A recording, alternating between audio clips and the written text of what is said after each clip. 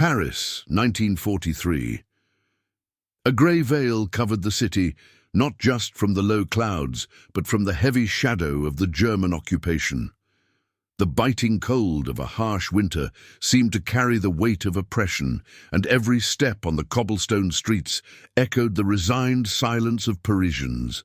Émilie Dubois, in her early 30s, a thin and discreet figure, pushed her cleaning cart through the streets, the squeak of its wheels the only sound daring to break the morning quiet.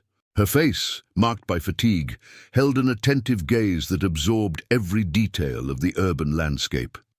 German propaganda posters plastered on the walls of Haussmann buildings, patrols of Nazi soldiers in their immaculate uniforms, and the furtive glances exchanged between civilians, laden with fear and distrust. Émilie was a domestic worker, one of thousands trying to survive in a hungry city. Her job took her to various houses, but the most frequent and most dangerous was the residence of Colonel Schmidt, a high-ranking Gestapo officer located in an elegant upscale neighborhood. The house, once a symbol of Parisian luxury, now exuded a cold, oppressive atmosphere, its pristine rooms silent, guarded by a disturbing quiet. Émilie moved with the agility and precision of someone who knew every corner and every shadow, her movements almost imperceptible, her presence as discreet as the dust she diligently removed. She had learned to become invisible, to hear without being heard, to observe without being noticed. It was a valuable skill in wartime. That day the routine was the same. Climb the majestic stairs, polish the antique furniture, sweep the Persian rugs. The smell of wax and disinfectant mingled with the metallic scent of uniforms and the bitter aroma of strong coffee wafting from the colonel's office. The temperature inside the house was not much different from the street. The few resources were directed to the German officers, leaving the servants with the bare minimum. Émilie's fingers were numb with cold, but she continued, driven by an relentless need to survive. While Colonel Schmidt was in meetings, Émilie worked in the basement, a damp, dusty cellar where old boxes and furniture were stored. It was there, amidst the gloom and the smell of mildew, that her mop bucket, by accident, collided with the stone wall. The sound was soft, almost inaudible, but the impact was enough to dislodge a small piece of the covering.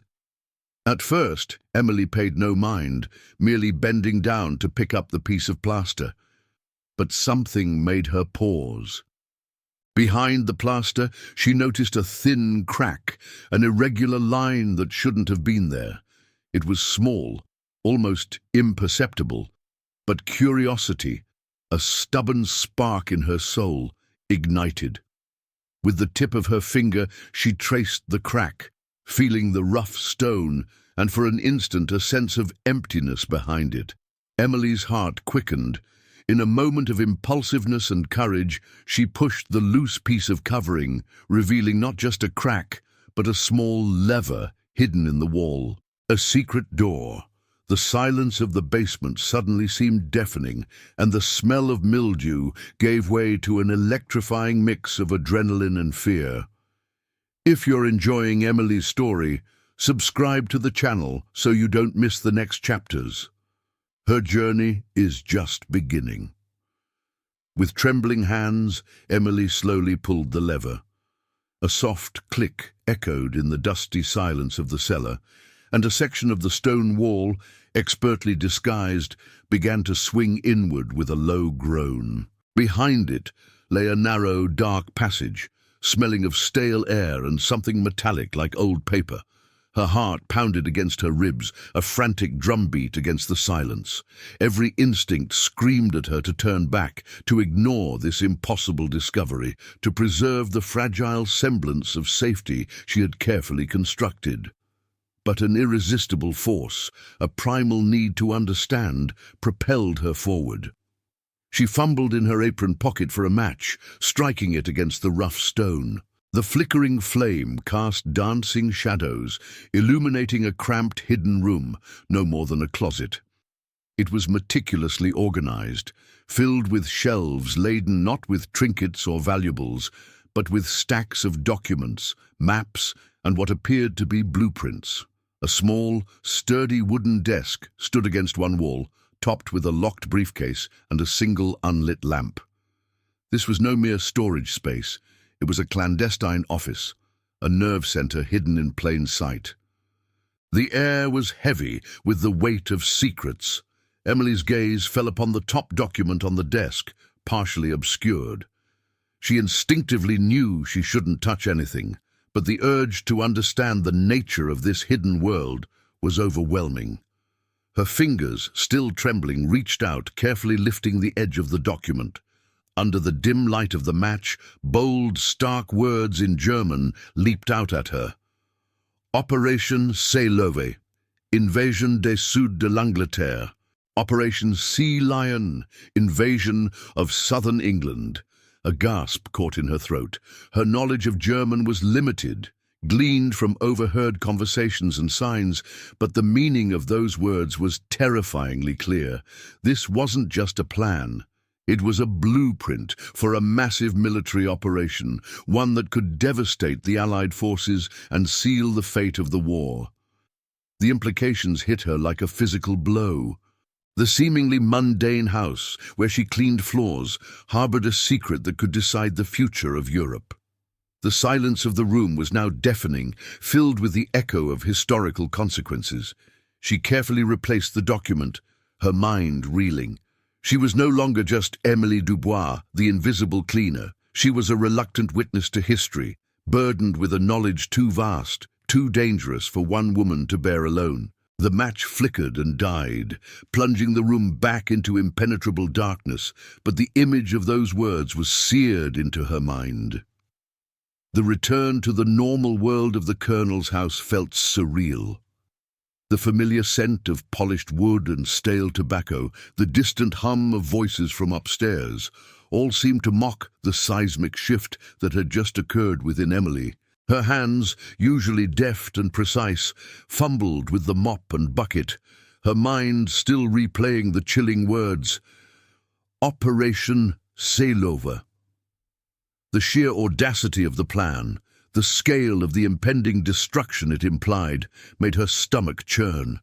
She was a simple woman, her world confined to the struggle for food, the fear of curfews, and the quiet grief for a lost brother in the early days of the war. Now, she held a piece of information that transcended her personal struggles, a secret that could alter the course of human history. The Colonel himself, a man whose presence usually instilled a cold dread, seemed oblivious to the monumental secret hidden beneath his very feet. He passed her in the hallway, offering a curt nod, his eyes distant and preoccupied. Emily forced herself to maintain a neutral expression, her face a mask of subservience, while her mind raced with 1,000 possibilities and twice as many fears.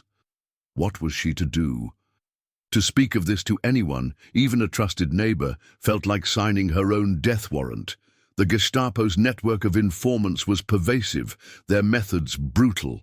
Whispers could lead to interrogations, and interrogations to the terrifying unknown. Yet the alternative was equally unbearable. To do nothing, to allow this information to remain buried, was to become complicit in an unimaginable catastrophe. The faces of her fellow Parisians, gaunt and hopeless, flashed before her eyes. The thought of more suffering, more death, fueled a quiet defiance deep within her. She knew, with a certainty that transcended logic, that she could not let this stand.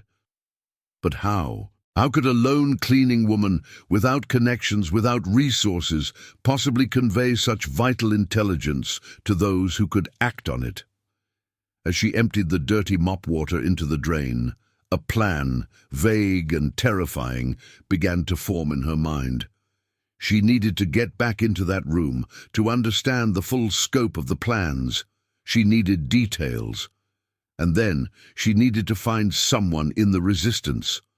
The very idea sent a shiver down her spine, a mix of fear and a newfound resolve. The city outside, once a symbol of her quiet oppression, now seemed to pulse with a desperate urgency. The weight of knowledge was heavy, but so too was the stirrings of an unexpected courage. Days blurred into a tense, waiting game.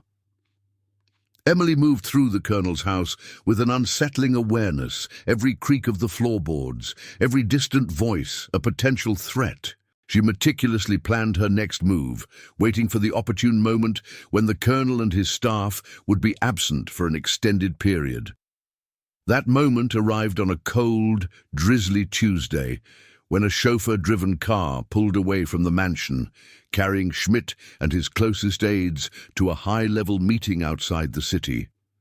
The silence that descended upon the house was both a relief and a burden. Emily's heart hammered against her ribs as she descended into the dusty basement, her cleaning supplies a flimsy cover for her true intentions. The air was thick with the smell of damp earth and the faint metallic scent of the hidden room. She approached the wall, her fingers tracing the faint outline of the secret door, her breath catching in her throat. With a swift, practiced movement, she dislodged the plaster and found the hidden lever. The familiar click echoed, and the stone panels swung open. The hidden room beckoned, dark and silent. This time, Emily was prepared. She had brought a small, sturdy canvas bag tucked discreetly beneath her apron and a tiny, almost invisible flashlight, its beam a meager but vital comfort in the gloom. Her hands were surprisingly steady as she stepped inside, the chill of the air raising goosebumps on her arms. The first thing she did was locate the briefcase on the desk. It was heavy, clearly containing numerous documents. Her fingers brushed against the cold metal of the lock. She needed to open it, but how? She scanned the small room, her eyes darting over every surface. On a small shelf above the desk, nestled between some old maps, she spotted a small, ornate key, almost hidden. It seemed too easy.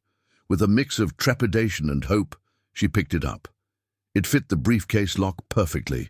The click was louder this time, a resounding declaration in the quiet room. Inside, neatly stacked, were more documents, far more detailed than the glimpse she had taken before. Maps with detailed troop movements, supply routes, naval coordinates. Operation Sea Lever was not just a concept, it was a meticulously planned invasion, and the scale was horrifying. Emily worked quickly, her heart pounding. She couldn't take everything, it would be too noticeable. She selected a few key documents, the ones with the most detailed maps and troop numbers, the ones that would be undeniably crucial. She carefully folded them, trying to minimize their bulk, and slipped them into her canvas bag. The texture of the paper, the smell of ink, the stark lines of the military symbols, each sensation was a chilling reminder of the immense danger she was in. As she relocked the briefcase, replaced the key, and prepared to close the secret door, a distant chime from the front entrance jolted her. Someone was at the door. Panic seized her. She wasn't supposed to be found there. If you're gripped by Emily's dangerous mission, subscribe to the channel now. Don't miss what happens next as she races against time. Emily froze, documents clutched tight. The chime echoed, then muffled voices. No time to hide the secret door. With a surge of adrenaline, she quickly closed it, shoved the canvas bag under her cleaning cart, and grabbed her mop. Her face, though pale, was composed. She forced deep breaths to calm her racing heart. She emerged from the basement, pushing her cart with feigned casualness, just as Madame Dubois ushered in two stern German officers. They weren't Colonel Schmidt, but their uniforms sent a chill down Emily's spine. "Emily!" Madame Dubois snapped. "You're still here?" "The Colonel expects the house empty." Emily bowed. "Forgive me, Madame. The basement was dusty, just finishing." Her voice was steady, betraying no terror. The officers barely glanced at her, questioning Madame Dubois about the Colonel's whereabouts, their eyes scanning the hall with palpable suspicion. Emily, pushing her cart, tried to move discreetly towards the back exit, every muscle tense. Near the door, one officer, thin with piercing blue eyes, barked, "You! Seen anyone else here today? Any unusual visitors?" Émilie shook her head, gaze fixed on the floor. "No, Herr Offizier. Only Madame Dubois and myself." The lie tasted like ash. He studied her, eyes lingering on her cart. For a terrifying second she thought he'd inspect it. Then, with a grunt of dismissal, he turned back to Madame Dubois. "Inform the colonel we called." Émilie almost collapsed with relief outside. The danger had been palpable. She walked quickly, the canvas bag burning against her leg. She couldn't go home. It was too exposed. She needed a safe place, a place to think. Her steps led her instinctively to a small, unassuming boulangerie owned by Jean and Simone, an elderly couple who knew her family. They were quiet, but Émilie had heard whispers, seen subtle glances, a flicker of defiance in their eyes when they spoke of the occupation. Inside the warm, bread-scented shop, Simone looked up, her kind eyes meeting Émilie's. "Émilie, dear, you look pale. A bit of fresh bread will do you good." In that moment, Émilie knew. This was the glimmer of hope she desperately needed. Here, she might find help. The warm scent of bread and coffee filled the small boulangerie, a comforting contrast to the cold fear Émilie had just escaped. She ordered a baguette and chicory coffee. Simone, the owner's wife, noticed Émilie's agitation. "Troubles, my dear?" she asked gently. Émilie hesitated. The document's weight felt immense. To reveal such a secret was an act of profound courage. But Simone's steady, compassionate gaze carried an unspoken understanding. Émilie had seen the subtle signs, hushed conversations, extra rations slipped to certain customers, quiet defiance. They were part of the resistance. "Yes, madame," Émilie whispered, glancing nervously outside. "Troubles I cannot speak of here." Simone nodded grimly. "Finish your coffee. My husband will be back from the cellar soon. Perhaps he has a moment." Émilie sat, nursing her coffee, gaze fixed on the street. Every shadow held a threat. When Jean, burly and flour-dusted, emerged from the back, Simone gave him a subtle nod. He glanced at Émilie, noting her distress. "Émilie," Jean said, his voice a low rumble. "Come to the back when you're finished. I need help moving some flour sacks." It was a clear signal. Minutes later, Émilie was in the dim, cool storage room. Jean closed the door. "Now, Émilie," he said, grave, "what troubles you so deeply?" Taking a deep breath, Émilie pulled out the folded documents.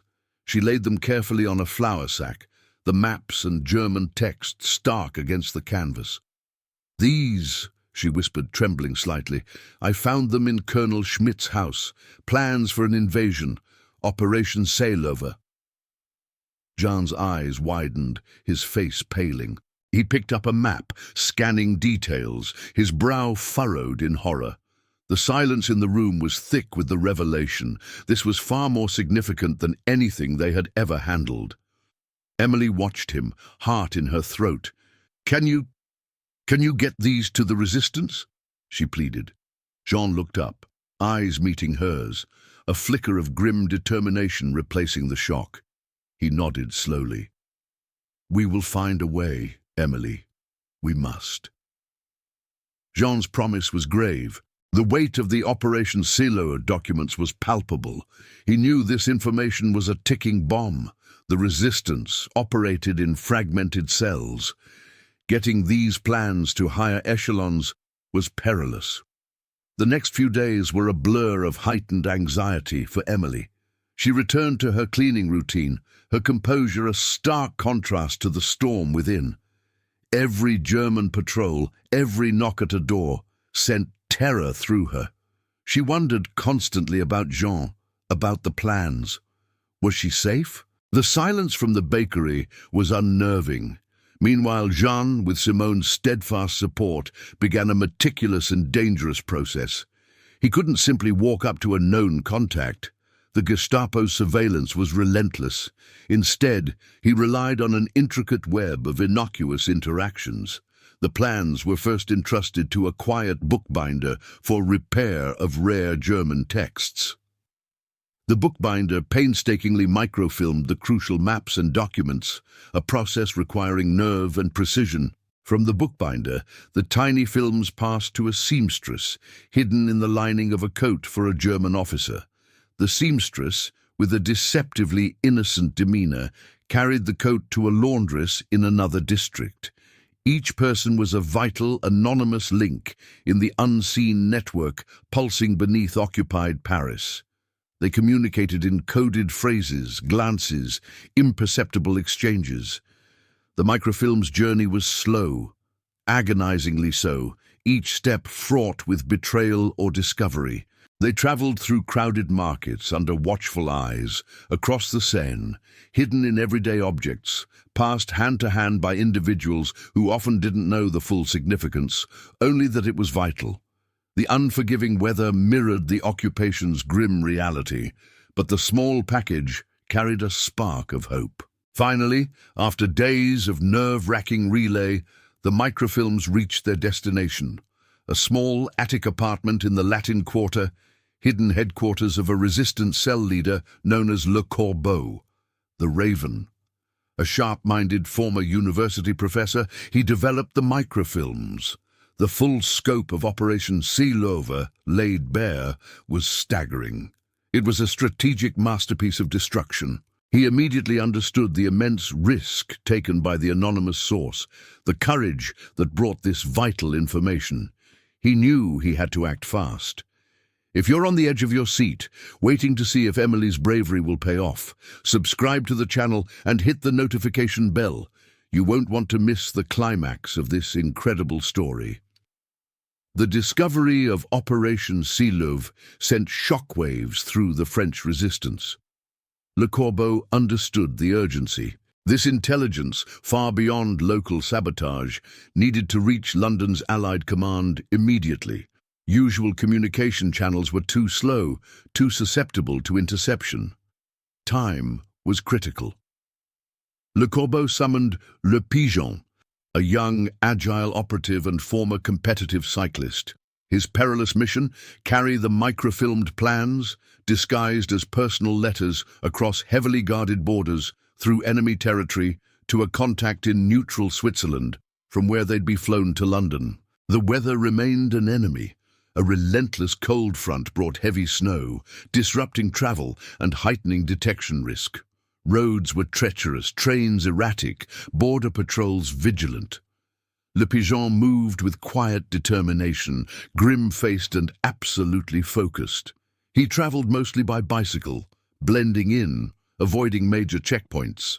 His journey was a testament to human resilience. He endured freezing temperatures, slept in abandoned barns, and survived on meager rations. He had near misses with German patrols, once hiding for hours in a frozen ditch, listening to soldiers searching nearby.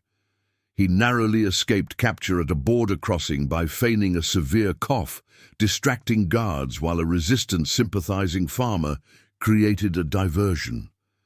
Meanwhile, in Paris, Émilie continued her daily routine, a silent prayer for the mission's success. She had no direct news, only gnawing anxiety. City tension mounted. Rumors of increased German activity, troop movements and supply convoys circulated, adding to her dread. She watched newsreels, saw triumphant Nazi leaders, and wondered if her small act had been in vain. But far away, after days of grueling travel, Le Pigeon, exhausted but triumphant, finally arrived in a small Swiss town. He met his contact in a dimly lit café, the exchange of letters swift and inconspicuous. Within hours, a small, unmarked plane took off from a clandestine airfield, carrying the vital intelligence towards England. The message, born from a mop bucket in a Parisian basement, was finally flying towards those who could use it to turn the tide of the war. The microfilm plans arrived in London, meticulously deciphered by Allied intelligence. The gravity was undeniable. Detailed troop deployments, naval routes, landing zones, even specific dates for Operation Sea Lower. This wasn't just a threat, it was a blueprint for a devastating offensive. Allied command responded with a strategic whirlwind of planning and counterintelligence. While the exact Allied countermeasures remained classified, their effects soon spread across the European theatre. Submarines were redeployed, naval patrols intensified in the English Channel, and air reconnaissance flights over German-occupied coastlines increased dramatically. False information was meticulously leaked to German intelligence, sowing confusion and diversion. Allied forces, now aware of the invasion specifics, began preparing defenses, reinforcing key areas and readying their own offensive capabilities. Back in Paris, Émilie, oblivious to the high-stakes chess game she'd initiated, noticed subtle shifts. The German soldiers' confident swagger diminished, replaced by an undercurrent of frustration. Propaganda posters, once boasting victories, now hinted at strategic adjustments. She overheard Colonel Schmidt's staff discussing logistical issues and unexpected resistance. The colonel himself appeared more stressed, his severe demeanor darkened by palpable tension. One day, dusting his office, Émilie saw a discarded newspaper. Her heart nearly stopped at the headline, "Allied naval activity intensifies in Channel. German command re-evaluates offensive strategies." It wasn't direct confirmation, but it was enough. A bright, defiant flicker of hope ignited within her. Her risky act, her quiet courage, had made a difference. The war was far from over, and Parisian suffering continued. Food was scarce, fear pervasive. But now, amidst the daily struggle, there was a new, almost imperceptible sense of possibility. Whispers of successful resistance operations, of German setbacks, circulated more frequently among Parisians, like tiny sparks in the gloom. Émilie, still a humble domestic worker, felt a profound sense of quiet pride. She had faced her fears, acted on her conscience, and contributed to a larger fight. She was no soldier, no spy, but her mop bucket had indeed covered a secret door, and within she had found plans that might help end the war. Months passed into 1944. The war's landscape shifted. Operation Sea Lower, the invasion plan Émilie uncovered, never happened. Allied countermeasures, fueled by her intelligence, disrupted German preparations, forcing them to abandon the scheme. The Channel remained unconquered, vital for liberation. The atmosphere in occupied Paris subtly transformed. Despair lifted, replaced by fragile hope. Whispers of Allied victories and increased resistance activity provided vital sustenance. The German presence, though still formidable, seemed less invincible, their confidence laced with visible frustration. Colonel Schmidt, whom Émilie still served, became gaunter, his temper shorter, his conversations filled with bitter complaints about intelligence leaks. Émilie, observing him, knew the profound irony. Bonds forged in adversity proved resilient. Émilie continued her quiet life, her connection with Jean and Simone at the boulangerie deepening. They exchanged knowing glances, small smiles of shared understanding. They rarely spoke of the plans, but their quiet acts of defiance reinforced the impact of Émilie's courage. She witnessed how their network helped others, how small victories were celebrated, and how hope was nurtured in tyranny's shadow. One sweltering August 1944 morning, the unmistakable rumble of distant tanks grew louder. These were different, more triumphant, accompanied by shouts of joy and ringing church bells. Émilie stood at her apartment window, heart pounding. People rushed into the streets, faces etched with disbelief, then overwhelming joy. The forbidden tricolor flag appeared in windows. Paris was being liberated. The first Allied soldiers, a mix of French and American troops, entered the city, met by delirious crowds. Émilie, caught in the joyous chaos, saw the faces of freedom, tears of relief, families reunited. She was one person in millions, but she knew with certainty she had played her part. Her silent act of courage, born from a hidden door, contributed to this moment. As Notre Dame's bells rang out a powerful peal of freedom, Émilie looked toward the future she had helped shape, a future where hope, once a whisper, now sang aloud. Thank you for watching Émilie's incredible story. If you were moved by her bravery and the power of human spirit during the war, please subscribe to the channel and leave a comment below. Your support helps us tell more stories of unsung heroes.